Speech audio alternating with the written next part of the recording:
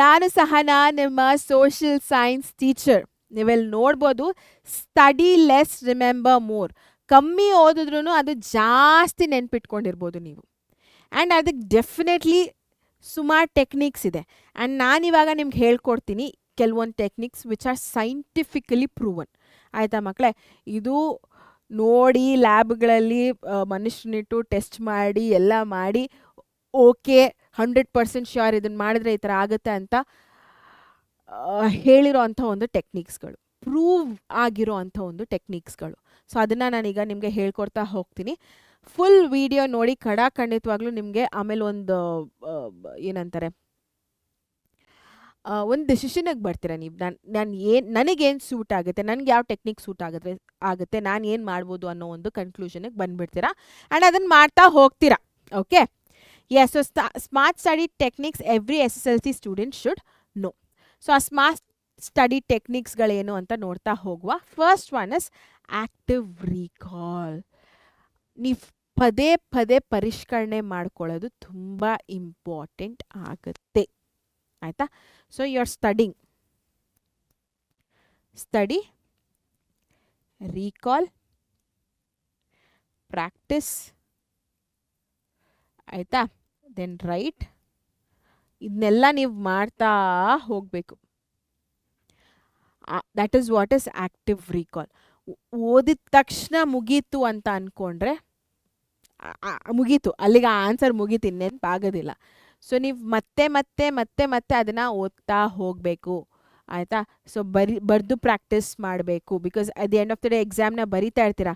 So ಈ ಥರ ಬರೆದು ಪ್ರಾಕ್ಟೀಸ್ ಮಾಡೋದ್ರಿಂದ ನಿಮ್ಮ ಸ್ಪೀಡ್ ಕೂಡ ಇನ್ಕ್ರೀಸ್ ಆಗುತ್ತೆ, ಹ್ಯಾಂಡ್ ರೈಟಿಂಗ್ ಚೆನ್ನಾಗಾಗುತ್ತೆ, ಸ್ಪೆಲ್ಲಿಂಗ್ ಮಿಸ್ಟೇಕ್ಸ್ನ ಅವಾಯ್ಡ್ ಮಾಡ್ತಾ ಹೋಗ್ಬೋದು. So practising is really important. Recalling ಅಥವಾ ರಿವೈಸಿಂಗ್, ಪರಿಷ್ಕರಣೆ ಮಾಡೋದು ಮತ್ತೆ ಮತ್ತೆ ಅದೇ ವಿಷಯನ ತುಂಬ ಇಂಪಾರ್ಟೆಂಟ್ ಆಗುತ್ತೆ. ನೆಕ್ಸ್ಟ್ ಸ್ಪೇಸ್ಡ್ ರಿಪಿಟೇಷನ್ ಅಂತ ಹೇಳ್ತೀವಿ. ಆಯಿತಾ? ನೀವಿಲ್ಲಿ ಇದರಲ್ಲೂ ನೋಡಿರ್ಬೋದು, ಕ್ಯಾಲೆಂಡರಲ್ಲಿ ಫ್ರೈಡೇ ಒಂದಿನ ಇದೆ, ವೆಡ್ನೆಸ್ಡೇ ಇದೆ, ಮತ್ತು ನೆಕ್ಸ್ಟ್ ವೀಕ್ ಫ್ರೈಡೇ ಇದೆ. ಸೊ ಸ್ಪೇಸ್ಡ್ ರಿಪಿಟೇಷನ್ ಅಂದರೆ ಏನಪ್ಪ ಅಂತಂದರೆ, ಇವತ್ತು ನೀವೊಂದು ಕಾನ್ಸೆಪ್ಟನ್ನ ಓದ್ತಾ ಇದ್ದೀರಾ. ಸೊ ಡೇ 1 ಅದೇ ಕಾನ್ಸೆಪ್ಟನ್ನ ಡೇ 3 ಮತ್ತೆ ಓದ್ತಾ ಇದ್ದೀರಾ. Again on day 6 and then again on day 10. Then repeat it on day 30. So ಸ್ವಲ್ಪ ಇನ್ಕ್ರೀಸ್ ಮಾಡ್ತಾ ಹೋಗಿ. 2 ಡೇಸು, 3 ಡೇಸು, 5 ಡೇಸು, ಅದಾದಮೇಲೆ 20 ಡೇಸ್. ಸೊ ಆ ಥರ ರಿಪೀಟ್ ಮಾಡ್ತಾ ಹೋಗಬೇಕು. ನೀವು ಡೇ 1 ಓದ್ಬಿಟ್ಟು ಬಿಟ್ಬಿಟ್ರೆ ಆಗೋದಿಲ್ಲ. So this is what is spaced repetition. ಅಂದರೆ ಗ್ಯಾಪ್ ಕೊಟ್ಟು ಒಂದು ಫಸ್ಟ್ ಒಂದು 2 ಡೇಸ್ ಗ್ಯಾಪ್ ಕೊಡಿ, ಅದಾದಮೇಲೆ 5 ಡೇಸ್ ಗ್ಯಾಪ್ ಕೊಡಿ, ಅದಾದಮೇಲೆ 10 ಡೇಸ್, ಅದಾದಮೇಲೆ 20-30 ಡೇಸ್, ಆ ಥರ ಗ್ಯಾಪ್ ಕೊಟ್ಕೊಂಡು ಓದ್ತಾ ಹೋಗಬೇಕು. ಆಯಿತಾ? ಸೊ ಇವಾಗ ನೀವು ಅಡ್ವೆಂಟ್ ಆಫ್ ಯುರೋಪಿಯನ್ಸ್ ಜೂನ್ ತಿಂಗಳಲ್ಲಿ ಓದಿದ್ದೀರಾ ಅಂತಂದರೆ ಜೂನ್ ತಿಂಗಳಲ್ಲೇ ಮತ್ತೆ 2-3 ಸರಿ ಓದಬೇಕು. ಮತ್ತು ಜುಲೈ, ಆಗಸ್ಟ್, ಸೆಪ್ಟೆಂಬರ್ ಆ ಥರ ಪ್ರತಿ ತಿಂಗಳು ನೀವು ಓದ್ತಾ ಹೋದ್ರೇ ಎಕ್ಸಾಮ್ಗೆ ಈಸಿ ಆಗುವಂಥದ್ದು. So that is spaced repetition. ಆಯಿತಾ? So next pomodoro technique. ಇದಂತೂ ವರ್ಲ್ಡ್ ಫೇಮಸ್ ಟೆಕ್ನಿಕ್. ನಾವೂ ಸುಮಾರು ಸತಿ ಹೇಳಿದ್ದೀವಿ. 25 ಮಿನಿಟ್ಸ್ ಓದೋದು, 5 ಮಿನಿಟ್ಸ್ ರೆಸ್ಟ್ ತೊಗೊಳ್ಳೋದು. ಆಯಿತಾ? So 25 minutes study and 5 minutes rest.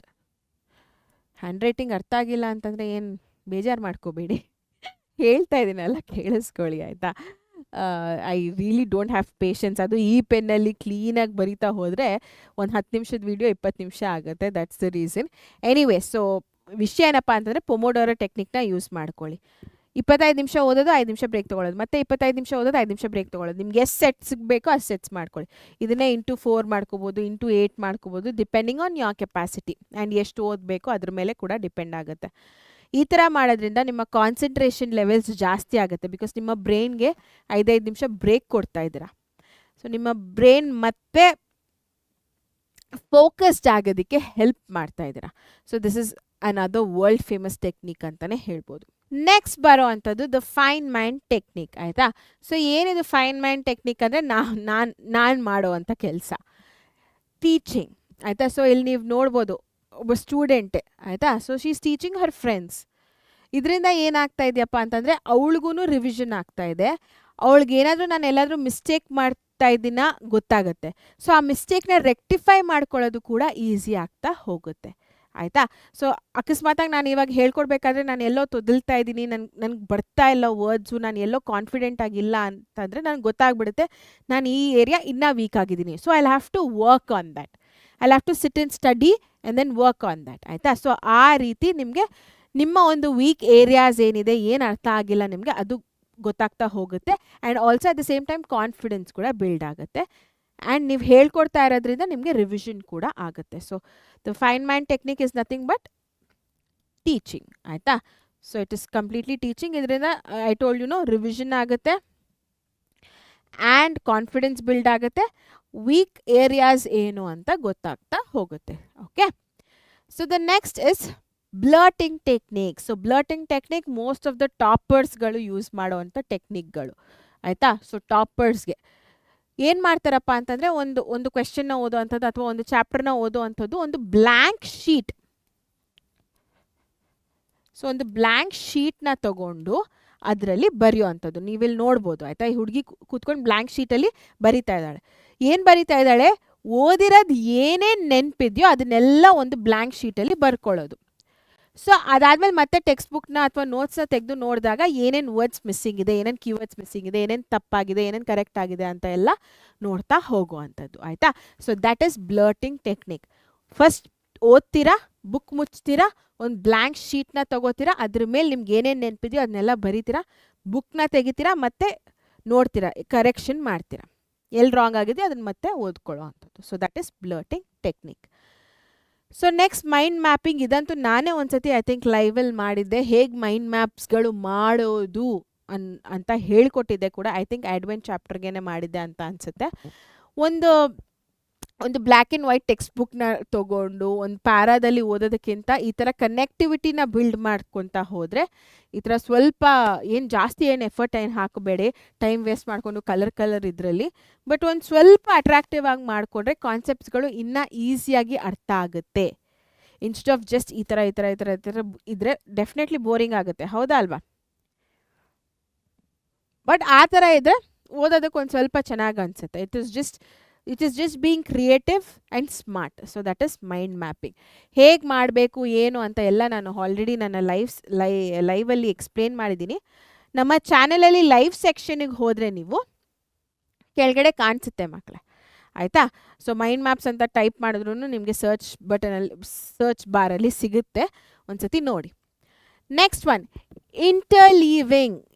Already ಹಾಕ್ಬಿಟ್ಟಿದ್ದೀನಿ. Mix of subjects. ಆಯಿತಾ. ಸೊ ಒಂದೇ ಸಬ್ಜೆಕ್ಟ್ನ ಆರ್ಟ್ಸ್ ಟುಗೆದರ್ ಓದೋದಕ್ಕಿಂತ ಮುಂಚೆ ಫಸ್ಟ್ ಮ್ಯಾಥ್ ಓದ್ಕೊಳ್ಳಿ, ಅದಾದಮೇಲೆ ಐ ಥಿಂಕ್ ಇಂಗ್ಲೀಷ್ ಓದ್ಕೊಳ್ಳಿ, ಅದಾದಮೇಲೆ ಸೈನ್ಸ್ ಓದ್ಕೊಳ್ಳಿ, ಅದಾದಮೇಲೆ ಕನ್ನಡ ಓದ್ಕೋಬೋದು, ಅದಾದಮೇಲೆ SST ಸೋಷಿಯಲ್ ಸೈನ್ಸ್ ಓದ್ಕೊಳ್ಳಿ. ಸೊ ಈ ಥರ ನೀವು ಮಾಡ್ತಾ ಹೋದರೆ, ಅದಾದಮೇಲೆ ಹಿಂದಿ ಬರುತ್ತೆ. ಆಯಿತಾ.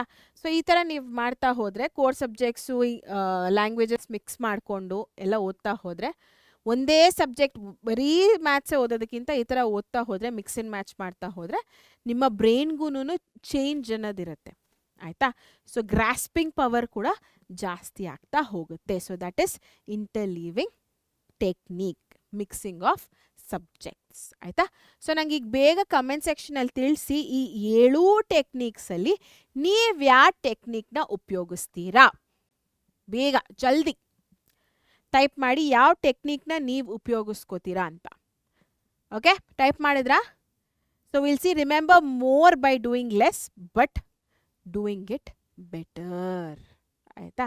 ಸೊ ಈ ಟೆಕ್ನಿಕ್ಸ್ಗಳನ್ನೆಲ್ಲ ನೀವು ಫಾಲೋ ಮಾಡ್ತಾ ಮಾಡ್ತಾ ಹೋದರೆ, ಸೊ ನೀವು ಏನು ಓದಿದಿರೋ ಅದೆಲ್ಲ ಪಕ್ಕಾ ನೆನಪಿರುತ್ತೆ.